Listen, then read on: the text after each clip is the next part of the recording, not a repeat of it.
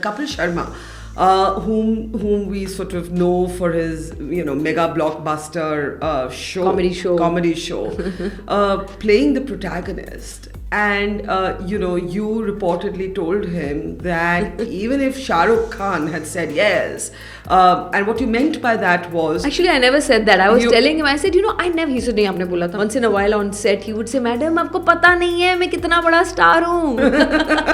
In a joking way. Like one day he said, bheed se unko bike chala ke jana tha. And he said, main to bheed ki khushboo bhul gaya hoon. It had a landmark censor board verdict. There was not a single cut. Earlier, you used to write your name and your phone number and you have to say, hi, I'm so-and-so. This is my left profile, right profile. Now you have to write your name, your phone number and your Insta following. But I read a really strange thing that somebody said to you, that they said, why don't you come and seduce me first? What was that story? It was a long ago. I'll tell you off the record the name. But in so many films where I'm playing a middle class, an upper middle class, affluent, educated person, and they tell me to lighten my skin. This is an educator. I said, but it's wrong casting. Why did you cast me?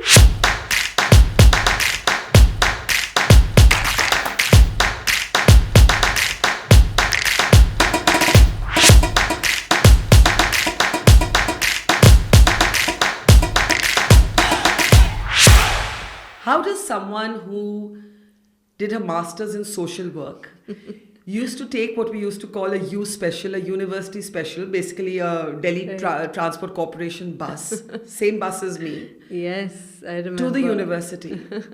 End up becoming one of the most acclaimed and respected names of an industry that she herself doesn't always feel she fits into. How did this happen? I think everything just happened. You stumble upon things and, things that you gravitate towards, you sort of start doing them. I think when you're invested in the journey and you kind of don't know where you want to really go, then one thing just leads to the other. At least that's how it's happened to me. I mean, imagine I did street theatre with Safdar Hashmi and he used to always tell me you should be an actor, and I used to say, no, I don't want to be an actor. I used to enjoy acting, but I didn't want to be an actor. You had that sort of snobbish, I'm too serious for this attitude? No, I just thought acting was fun. But, I didn't see myself sort of performing all the time. I used to really love geography and history, and I thought I was going to be an archaeologist and, ended up doing my master's in geography. Then by the end of 3 years in Miranda, didn't want to do it anymore.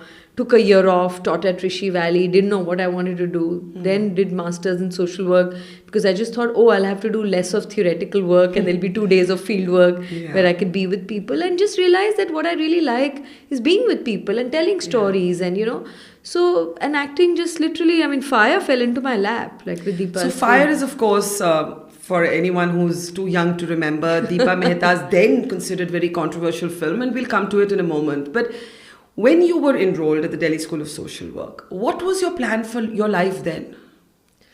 I thought I was just going to work with different organizations. NGOs. And that's what I did after my social work. I was with an organization called Ankur that worked with young girls and adolescent girls and, in the bastis of Delhi. And I was absolutely happy doing all of that. Then I joined something called Alaripu, where they used theatre and, creative ways of teaching and learning. So I used to, in fact, go to a government school near Gold Market and teach there so that I could do workshops with school principals, government school principals and teachers, and go to Tilonia, to the rural schools. And so I was very happy doing all that. I thought that was my calling and that's all I'm doing. And then after doing, like when Fire happened, and then I did a few more films. In fact, when I was invited to all these events to talk about social issues, and I used to think, wow, I actually did much more grassroots level work. And obviously that time, because nobody knew me, I was not called anywhere. And now I do just 2-3 films and, everyone's calling me to talk about this and that. And I thought it was very superficial, and I was kind of angry with the world that, there are people who know much more than me, and why aren't they coming and speaking here? Till I realized that this is just the way how things are. The light is just shed on a few and what we now have started calling celebrities more and more. And I made peace with it and thought, okay, there's this new word called social advocacy. And, so the social work then sort of morphed into social advocacy. And I started enjoying those acting experiences, less for the roles, but just to be able to go to different parts of the country, meet different people, be part of different stories. All of that as just experiences felt really fulfilling. Let's talk about Fire. I'm old enough to remember the massive outcry at the suggestion of a same-sex relationship. We still lived in India where same-sex relationships were considered criminal in the eyes of the law. Absolutely. We now live, thankfully, in a more evolved... But so recent, right? So the repealing of this act is very, very recent. And do you remember that time? Like, totally. What do you remember most of the outcry over the relationship portrayed between you and Shabana? I think it's been 26 years. Wow, we just had a reunion. Yeah. Deepa, Shabana and I were in Toronto together, and it was just lovely to be able to reminisce that time. But I mean, we did expect some problems, but also remember that it had a landmark censor board verdict. There was not a single cut. We thought there would be an official cut and then there would be conversations. In fact, it was the ulta. There was no official cut.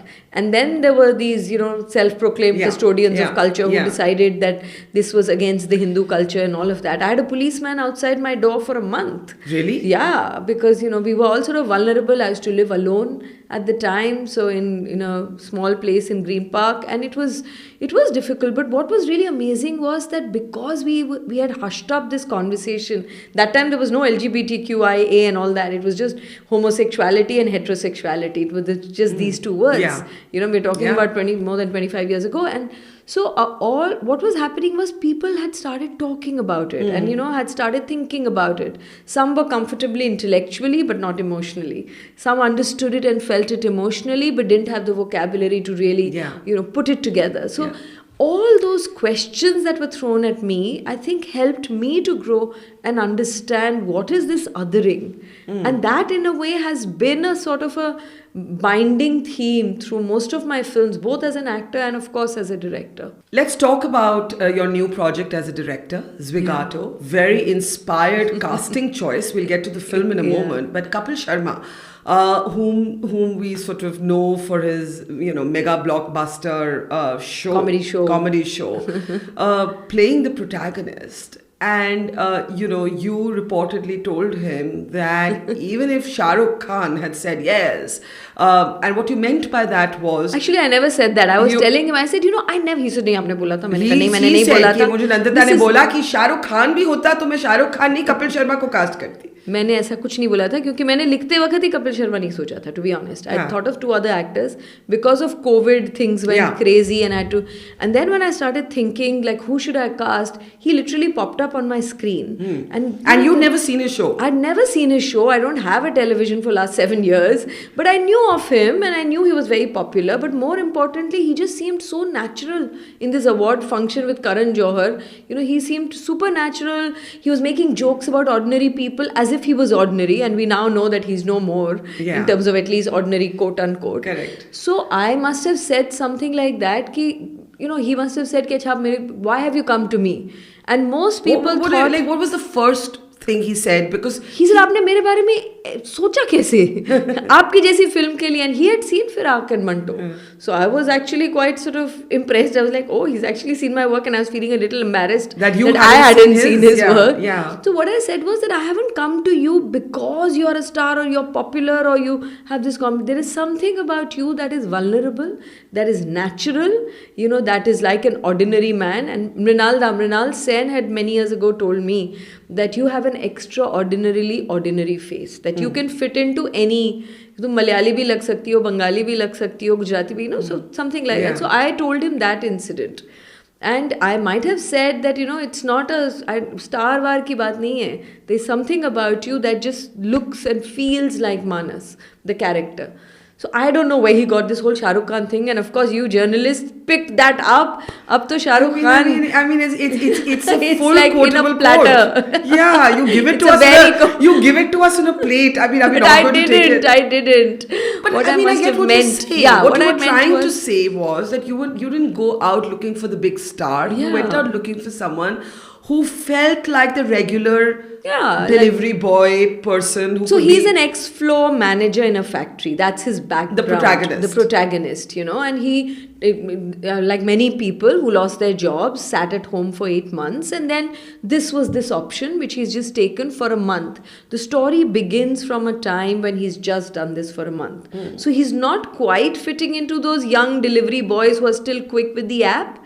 And he was part of that traditional workspace where you have colleagues, you have a boss, you have a few people that you control and all of that. Now suddenly you're left with your phone and your bike and on your own. So, he seemed like a little awkward even in that space, and which is what worked also, I felt, for this character. And this idea was born from the pandemic years? Totally. I mean, it was supposed to be a short film. I was trying to put an anthology of 4 directors with 4 short stories about what is modern India, what is urban India all about, what is the India that we know of today. And this was my story. And it was completely born out of this contactless delivery and these people who are just sort of randomly the only thing that combines or binds them is their t-shirt. So they all belong to the same world, but they don't even know each other, you know, and we don't know them at all. Because hardly any of us bother to talk to them. Yeah, and even when they say कि madam please 5-star दे दीजिएगा या rate कर दीजिएगा, and we are like, okay, अभी तो खाना भी नहीं खाया और तुमको rating की पड़ी है, as if we take ourselves so seriously, being so entitled that as if giving that 5-star as if we are doing a great thing, or if somebody is bad, it's like, I'll show it to you, I'm going to not give you 1 star. So it does talk about this whole thing of the anxieties around star ratings and incentives and understanding or not being able to understand the world of algorithms. Do you think that the audience will be able to step back from Kapil Sharma being Kapil Sharma? I think so. I was, to be honest, when I started realizing how big he was, once in a while on set, he would say, "Madam, आपको पता नहीं है मैं कितना बड़ा star हूँ," in a joking way, and I would laugh and I would say, "अच्छा है ना, नहीं पता है," फिर मैं डांट नहीं पाती कि ऐसे करो टाइम से क्यों नहीं आए वगैरह वगैरह, so it's good that we have a nice equal footing. But I think in Toronto, there were some people in the audiences who had come only for Kapil. Usually when I go with a film, it's a festival audience broadly. There can be South Asians, foreigners, etc. But there were some people who had first time come to a festival only because Kapil Sharma was there. So I was wondering, and they kept asking me, comedy hai isme? Comedy? मैंने कहा नहीं जी, comedy तो नहीं है, आप ये सोच के मत जाइए. At the end of the film, they said, हम भूल गए कि वो कपिल शर्मा थे. So we got sucked into the story enough. I'm sure in the beginning, maybe they're like, oh, that's Kapil Sharma. And those are the moments like the arc of the film. It allows you that time to kind of settle into the story. So do you think Kapil Sharma, the actor, is here? Or is this like a one-off experiment? You'll actually forget that it's an actor. I hope that Manas and Pratima, as any good film should, right? You shouldn't be... such big actors like Shah Rukh or Amir or Salman have done all kinds of roles. I mean for Kapil. For Kapil, do you think he's now crossed over into a different No, I think he will obviously... His bread and butter and his, the love that he gets from people is through his show. So I think that's going to be there for a while. But yeah, I think he's had a taste of what it can be to be an actor, to be outdoor. Like he would say कि मुझे तो धूप की आदत ही नहीं है, मुझे तो पता ही नहीं कि धूप में मैं तो जाता हूँ स्टूडियो पे जाता हूँ वापस आता हूँ. Like one day he said भीड़ से उनको बाइक चला के जाना था, and he said मैं तो भीड़ की खुशबू भूल गया हूँ. So he talks about, there's something that he's obviously, because he's very rooted and he's not forgotten those days. Obviously it's like 1/4 of his life is in Bombay and all of this, but there is also a 3/4 of his life that was in Amritsar, that also saw days of struggle. So I think he drew from that. It wasn't like he was struggling to get into the skin of it. And because he's natural, when you're not over the top, it does make your job as a director much easier. But he's not used to acting. So it's not like he has an instinct of an actor to respond and, though he's come from theatre. In fact, when we went to Amritsar, he took me to that place, Natshala, where he first started doing theatre. He made me meet his mentor. So it's in him. It's just that he also needs the right people around him, the director, the co-actors, the environment. Then he totally sort of slipped in. I have a feeling it's going to open doors for many more offers to him, and I hope he does different and interesting things. Like I said, inspired casting. Let's talk about you. Do you find, I think you said in an interview to Pink Villa that you find the industry hierarchical. Hierarchical is only one word to describe it. Do you feel like a misfit in the industry? Well, I always felt like a misfit right from the beginning, and that's why the choices then I started making were to do films in different languages. Otherwise, to do a Hindi film is much easier than doing a Malayalam or a Kannada or a Telugu or a Tamil, which I've done probably more than I've done Hindi films. And also I felt independent films are a little more egalitarian. You can afford to stick by your convictions. There are less compromises, especially then. Now the work has expanded thanks to OTT and social media, and it's a different world. Yeah. Much of my acting work was before Is this the an advent easier of world? it. Is there more space today to tell the stories that you may have wanted to, let's say, 10 years ago, and there was no, there were no takers for it? Yes and no. I think there is definitely more work. Actors, there are lots of hidden gems that were on the sidelines, are now getting more work. There are a lot of more crew that is getting work just because of sheer quantity of work. But I do feel that economics has always interfered with our art in the sense that calls the shot. So that's happening even now. You can't really, to find a story that may not be too mainstream, that may not have an actor who is popular, to do something, it's a risk. Somebody will probably pick it up. But for every such project that starts off as feeling like, oh, ye to unknown log hain, like Jaideep Alhawat and Pratik Gandhi have been on the sidelines for many years. Correct. Right? Now they are being recognized and now they are doing amazing work. But for every such person, there are also 100 others who are probably gone under the radar, and you wouldn't see those stories. But that's only one way of being a misfit. What about socially, culturally? I ask this because you're the girl from Delhi who went to Right.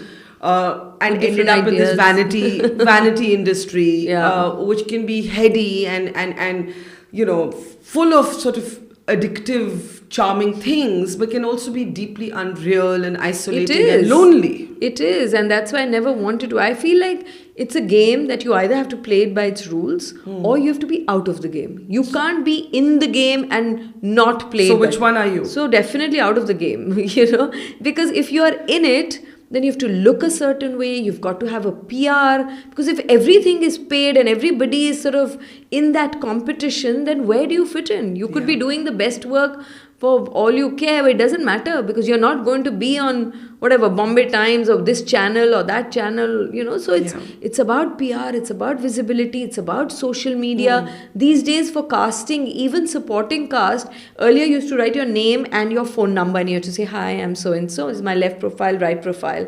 Now you have to write your name, your phone number and your Insta following. Oh, really? Even for supporting or even smaller cast. Now it's all about how popular you are on Insta and therefore you are worthy of being, to play that part or not. So it's a totally different game. You can't play it, not with the kind of world that I grew up in. And, if you want to really be a non-compromising person in terms of just your values, and to be honest, it's not tempting. It's like telling a vegetarian that mutton biryani is like fabulous. It's okay, it's great for you. But it's actually, I don't know, I've never had this war. It may sound like, oh, I'm trying to be model or sour grapes or being snooty or being whatever else. But the honest truth is it really hasn't. Also maybe because I didn't grow up watching mainstream film. My parents never took me to it. So I don't watch them. When you don't watch them, how can you want to be in them, so. But are any of the conversations changing? I asked this because I was just talking to Vidya Balan at a festival for women that we curate, and she said that she used to be told before every film to lose weight till she finally decided that I'm going to say no. And I'll say no to the film, rather than take the film and be sort of humiliated or objectified in this way. So there are people like her who are asking those questions. There are other actors who are now talking about equal pay for equal work. These conversations did not even take place a decade ago. No, right? Definitely they are happening, and also there's good work happening. Actresses are getting more interesting roles.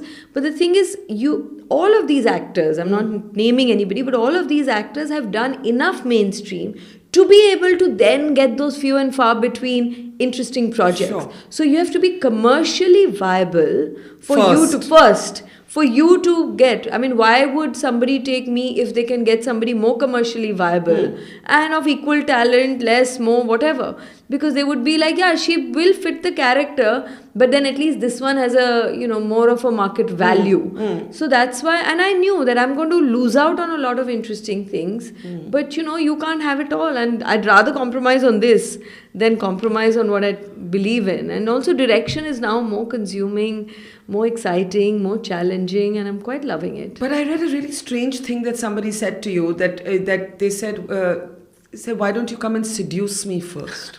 What was that story? It was a long ago. I'll tell you off the record the name. Yeah, but you must. Yeah. Yeah, so this director many years ago was casting. You were being looked at as an actor for the As role. an actor and the main lead, and I've not really gone through a casting process of casting couch, or I've never reached out to a director saying, listen, hey, I want to be an actor. Things just, whatever came to me out of that, I chose what I thought was best. So this person said, she's a very sort of sensuous person and I want you to seduce me.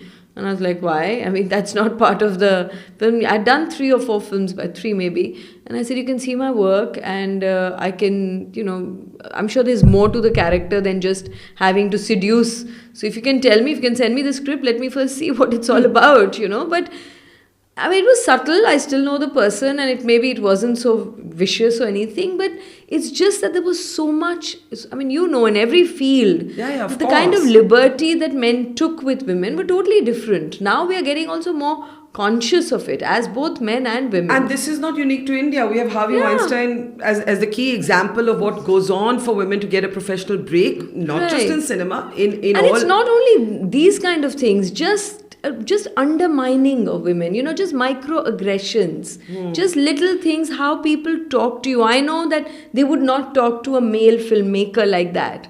Just the equation with whether it's with your crew, whether it's with your producer, whether it's with other people, there is just something that you can feel, but you can't put your finger on it. What is the most sexist thing that has been said to you?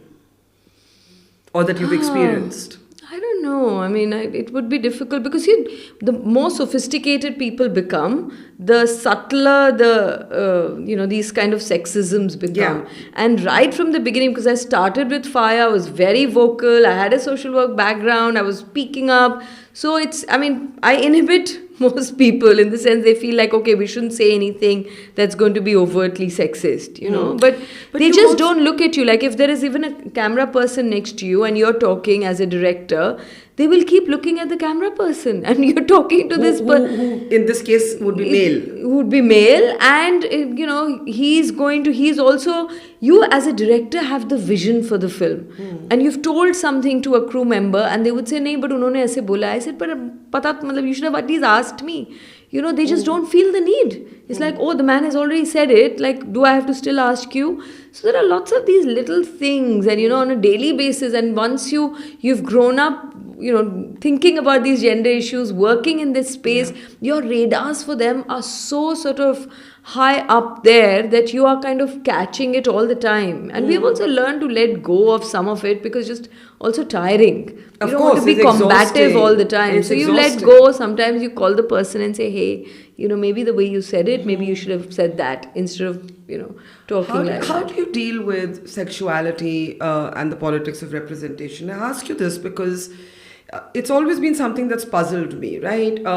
An item number. Is an item number an expression of, sexual autonomy? Is it just another version of the male gaze? And I've never found a consensus in the industry on this. Different women and men have different perspectives on this. And then there's that ultimate cop-out line, well, it depends on how the camera films you. That's so subjective, right? That is. But this female gaze that we now talk about, how do you deal, whether as an actor or as a director, when it's about your body, when it's about sexuality, when it's about a sensual moment, how do you remain true to your own autonomy without it becoming somebody else's gaze on you? Yeah, no, it is tough, and I've been on both sides, right? Yeah. I mean, doing something like Manto with little stories like Thanda Gosht or Kholdo, which could have been far more sexual. Yeah. In fact, somebody told me that had a male directed Manto, it would have been a whole different film because there was enough scope for blood and gore and sex. Yeah. So, but having also been on the other side as an actor, I've also done a body double, for instance, in Fire. Yeah. And then in Earth, I was like, I don't want to do any body double. I want to own whatever I do because anyway, people are only going to talk about that and ask me. Right. And then I feel defensive saying, no, that wasn't me. That was a body double. How does it matter? And why did you do body double initially? In Fire, because it was my first film and there was a topless scene that the lovemaking scene with Shabana. And at that time, I wasn't sort of comfortable. Yeah, I wasn't comfortable. In Earth also, I wasn't comfortable. Having grown up in this country with so much of male gaze, I told Deepa, I said, I'm not comfortable in any form of nudity. But I understand this scene is really important in the script. Yeah. You can immediately make out in a film or a script whether it's for titillation or is it really imperative for the for the narrative. Yeah. So if you remember in Earth, it's very important because Amir Khan's character is seeing Rahul Khanna's character, right? So that was really important, and we did very minimal. So but to address what you initially asked, which is a very fundamental question, and I also grapple with it. Is it really a choice? And is choice what we think is choice? Is it really our choice? Choice is such a product of conditioning. Exactly. And is it a notional choice? Whether to be covered head to toe or to be, revealing head to toe or whatever, are they really feminist choices? I doubt it. They seem like mirror images of each other to me. Exactly. It feels like everything that you have been conditioned to, and the male gaze and the male fantasy and the pleasing and all of that, and it feels great to be able to say it's my body, my space, or it's my body, I'll do what with it. But if it truly is, if you're in a place where you feel like, oh, it's really warm, this is how it's comfortable, I want to wear the shortest thing, is that the reason why you're wearing it? Or are you showing your cleavage or whatever? But today, if you say that, it sounds almost prudish. Yeah, you'd be considered puritanical. Yeah, you'll be like, so you're almost sort of thinking, what is that exact line that can bring out this nuance that it is not about covering your body or revealing it. Both are fine as long as it's truly your choice, which is what we say about working women, right? We say, yes, we all should have the freedom to work, but if somebody truly wants to be a homemaker, then so be it. But invariably, when women who say that I want to, it's by choice, you scratch the surface and you will see that they don't really want to be. Also, there's so much cultural conditioning, right? Exactly. I mean, otherwise, why aren't there men who want to be homemakers? Yeah. So therefore, how many of us are really able to separate that socio-cultural conditioning with our own mind and our own voice and our own choice? So I think this is and no film has really tackle this with all its nuances, because we are not really in for nuances, with now 140 characters of this, Insta, photo, quotes, bytes. We are in the world of reductionist, completely reductionist sort of reality. Exactly. But talking about working mothers, you're a single parent. Your boy is how old now? 12. I ask this because, when women can't be sort of judged for their work, they're judged for their personal choices, whatever they may be or whatever they may be imagined to be. No, they're totally. Yesterday I did an interview and by the end of it, this person asked me, like, how do you manage? And then he said, so what were the reasons? Why did you separate? And I'm like... In the interview? In the interview. And I'm like, I'm sorry, but, it's nobody's business. It's nobody's business. And there are reasons two good people can also separate. And there are enough farcical marriages that we see around ourselves, No, I ask because, have you felt the burden of that judgment, being a single mom, living your personal life on your terms, not conforming to someone's idea of what the portrait of a family should and would look like? I think so many of us have gone through this. I've had these questions come my way. And the moment you don't conform to some sort of expected norm of female morality, as society has decided for you, there are whispers, there are judgments, and they always come back. They will. Have you had to deal with that? Does it hurt? It doesn't hurt. Sometimes it irritates. But, these choices, I'd rather have an honest relationship with my own self and the people around me and with the larger world now that I'm in the public space than pretend for the entire world. And I would, But there is a caricaturing of the single woman in a way that there is a romance around the single man.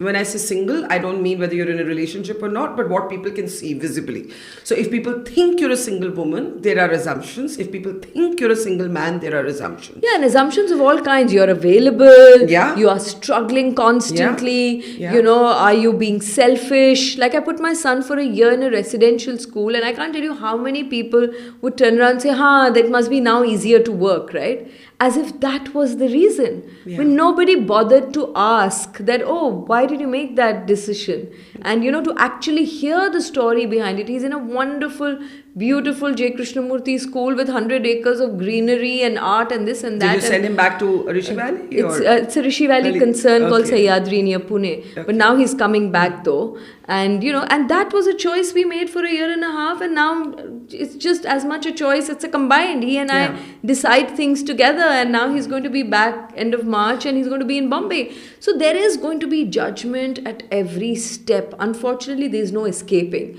What is the toughest thing for you in this journey? This journey that unexpectedly took you through various things, ups and downs, crests and troughs. What has been the toughest moment, phase? I think this thing of wanting to do good work, not wanting to compromise, needing money to survive, but not, growing up in a family where you never work for money. So, you have a kind of a difficult relationship with it. And in any case, women have an awkward relationship with money. Exactly. It's the one essentialism that is true. Absolutely. Like, even if you're asking for what is rightfully yours, you're kind of dying of guilt and as if you're asking for the moon. All of that. And I think just navigating through all these contradictions is sometimes exhausting. Is the film industry more sexist than other industries? By its very nature? By its very nature, because it's also a male-dominated industry. In 10 years, I think we're going to see a change, a visible change. With more women behind the camera? More women behind the camera, because now they are getting into film schools more. Now you see a lot more assistants who in 10 years will become HODs. I, in all my films, have very consciously seeked out women HODs, even though there are few. But, you have to seek them out. They're not going to be there in front of your eyes. Is there a role or a character or a film that you would absolutely not do? Have there been I think anything that's regressive. Anything that's regressive, anything that's reductionist. Can you think of something that's come your way that you've said no to? Well, a lot of the times. I mean, like killing, at the end, you will kill the villain. Those kind of things. I mean, I did a film called Pita, which had something similar, and I tried to argue it out. I said, killing is not a solution. I am sort of big one on non-violence and all of that, and I don't see that as the only retribution, So there are, and regressive, just little dialogues. People only think of item numbers, but there are so many little dialogues or actions that they want you to do, which are completely not reflective of a character of that milieu. They don't know, because they've not met women like that. Men have often written characters that they've imagined. I mean, for instance, sex workers in movies are so, constructed. It's so for lack of a better word. Absolutely, it's so constructed. Or, I remember in so many films where I'm playing a middle class, an upper middle class, affluent, educated person, and they tell me to lighten my skin. They were like, for those village characters, slum characters, I understand, but this is an educator. I said, but it's wrong casting. Why did you cast me? So I am from that category. So I'm they think if you're myself. poor, you have dark skin is okay, but if you are PLU, people like us, then dark skin is not okay. Totally. Even your casting, like when I was casting for Manto and I wanted sort of a crowd, let's say, for a party, they'll only get me fair people. If I want a crowd for the road and the chai wala, they'll only get me dark people. I'm like, are you crazy? I had to tell them कि नहीं ऐसा मुझे नहीं चाहिए. You get me a mix of people. Color, I'm color agnostic. But I want color representation in the sense, don't think that because I'm agnostic, you'll only get me because I understand your prejudice. Yeah. So, you're constantly having to fight with this was things. One of your earliest advocacy issues. I remember you had done that whole film. Do you remember on colorism? Yes, of that course. Campaign rather, not film, campaign. And I'm just listening to you and thinking that then not enough has changed at all.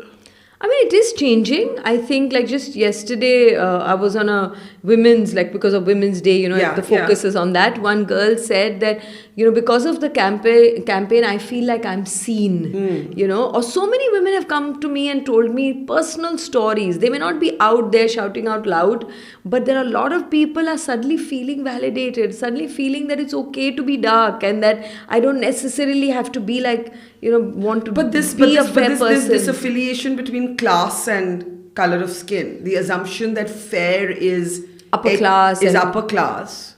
But it's everywhere. I mean, they have written about me and this campaign in a magazine or a newspaper, and they've lightened my photograph for an article about where I'm talking about India's Got Color or Dark is Beautiful campaign and colorism and blah blah. The whole article is that, and they've lightened me 5 shades, and they think they're doing me a favor by making me look better. So it's like, it's my struggle with every makeup person, with camera people, with directors, with, and now they think I'm just a bit of a pain, like, she's just making too much of a thing. Do you still get like racist, and that is the word, racist comments on the color of your skin? Yeah, Is it I mean, still now it's a verbalized? little, I mean, it's much lesser. Every article of mine used to start with Dusky. dark and dusky Nandita Das. They had to qualify that. How many women do you know in the industry? Men you will still find, over the years, who have been dark or whatever. But women, even the women who were dusky, they've all progressively become lighter and lighter. I mean, I became the face of this campaign. Actually, this wasn't the campaign that I was really... We were talking about women with so many other aspects that in 2013, when this organization approached me, I thought, is this really worth a standalone campaign? I didn't even think it was that important, because in my family, at least, they hadn't put this complex in me. But I was completely wrong. And the reason why it got so much traction and became viral, and the journalists media houses wanted to know, people wanted to call me to talk about it, is because it had touched a raw nerve. And there was really no conversation happening, sort of like about LGBTQ issues in 98. So it was kind of similar. So it's a long way. These things, after 26 years where fire triggered this, now we've repealed this archaic law, of decriminalizing homosexuality, yet in real terms, you will still find a lot of people. But does that mean these conversations are useless? No. I think we have to have these conversations, because that's when that small change really happens. Let me ask you, in the end, the industry before, let's say, the success of Pathaan was... when I say industry, I should say the Hindi film industry found itself in this sort of moment of existential doubt. I know very little about No, I'm not asking about the movies. I'm asking a different question. There's this sense that there's finally a kind of counter-assertion from language cinema. I ask you this because you've done more than 40 films in 10 different languages. Whereas for most people, when they used to think cinema, it meant Bombay, it meant Mumbai. Now there's a surge of films from the south, and if Pathaan hadn't gone the way it did, it seemed like you wouldn't have had a hit in the longest time from the north of India. Right? Is there some sort of resetting that you see happening within the larger industry? Are there things to feel optimistic and hopeful about, even for someone like you who feels somewhat jaded, who's seen it from the inside, seen it from the outside? Yeah, I mean, I think when I used to work in these films, I used to often be asked, especially by mainstream media or Bombay media, like, why do you even do these films, like these regional films? Like, who watches them? I mean, isn't it more tough? Why wouldn't you do more Hindi films? But I think today, so it's again about success. Yeah. It's not that there are some films from the south. There have been Malayalam films forever which have been very good. Now Tamil, lots of Tamil films.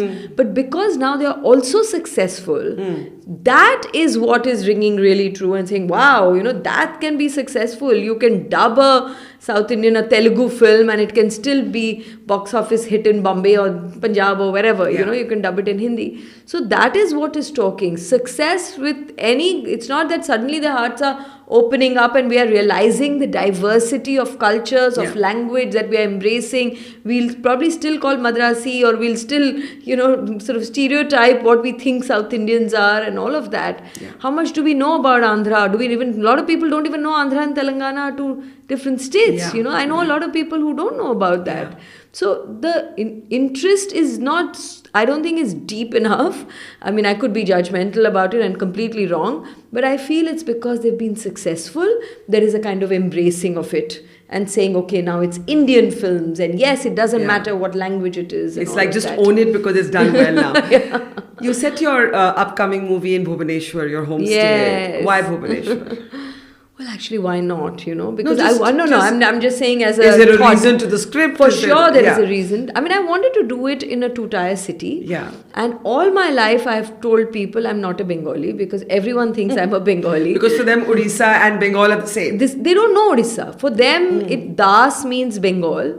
They still don't know how do you pronounce the word? What do people talk? What is the language of Odisha? If you ask, so many people have told me, you speak Odissi? And I tell them, no, I used to dance. Exactly. I tell them I used to dance it. I speak Odia. Yeah. So there's just very little information. It's a lovely city. I don't know if you've ever been there. Not in years. Yeah, I'd love to sort of invite you there, and because it's a very quintessential city. It's actually very clean and with all these roundabouts like our Nai Delhi, central Delhi. Yeah. And it's also temple towns. You've got all these old ancient towns and little lanes. Yeah. And the people have been untouched by all these cinema and all of that. So they're very supportive. The government was very supportive. I mean, I just felt like, why not? Now you people hear what Odia sounds like. You see what Bhubaneswar looks like. So there's Odia in the film. Because I just feel language is such an important part of our country. That even in Firak, I had Gujarati and I had Urdu and I had Hindi. Whatever characters would naturally speak. Yeah. So here also when two Odias are speaking, they speak in Odia and we have subtitled it in English. Well, more power to your voice and to authenticity. Thank you. Nandita, Thank always you, Barkha. a pleasure. And thank you for doing all that you do. Thank you.